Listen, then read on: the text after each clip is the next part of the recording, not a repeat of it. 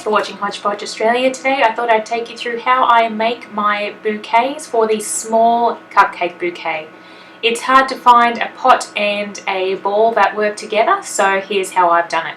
I've got green tissue paper, I have a 100 ml styrofoam ball, I have a 10 centimetre, so again 100 ml, square piece of styrofoam, I have a skewer that I have cut in half, and I have what has been told to me by IKEA, a 10.5 centimetre pot. But when you measure the top, it's 12 centimetres, so of course my 100 ml piece doesn't work, which is why I have my square. I'm going to stick it down into the middle, it's wedged in nicely, and then what we're going to do is we're going to stick the tissue paper down the sides to fill in the void, so it looks like your grass or your leaves coming up out the sides. So you're just going to take a couple of pieces of tissue paper. You can always just cut one piece in half if you don't want it so bushy.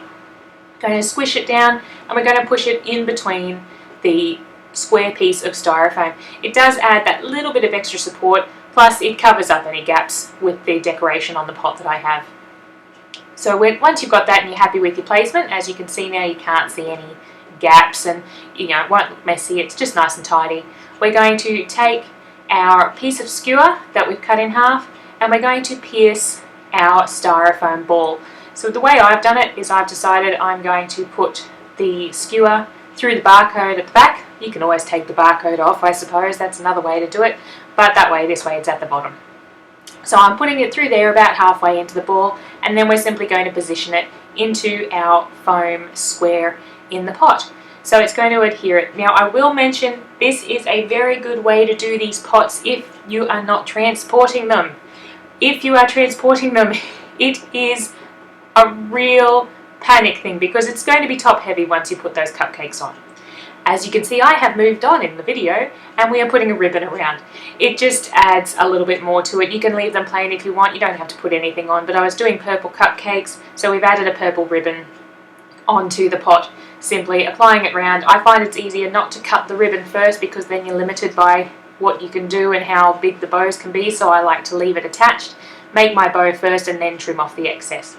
With these pots too, these ones are a bit shiny, so the ribbon will slip down at the back. I just put a little piece of sticky tape that I had doubled over and done sort of the double sticky onto the back to stop the ribbon from slipping down. See, as you can see, it keeps popping down. So at the end I've just popped some sticky tape on. It's very easy because sometimes if you're doing a small one, this one holds 6 cupcakes, could hold 7 really if you put a few more on, but it can be very hard to find a nice pot that is the right size also, because you can get terracotta pots but they're also really small, so it's just not as effective as a nice tall pot sitting on the bench. There you can see our lovely pot. Hopefully it's given you a bit of an idea, and if you click on the links above you can see how I've then turned them into cupcake bouquets. Thanks so much for watching another Hodgepodge video, and please subscribe.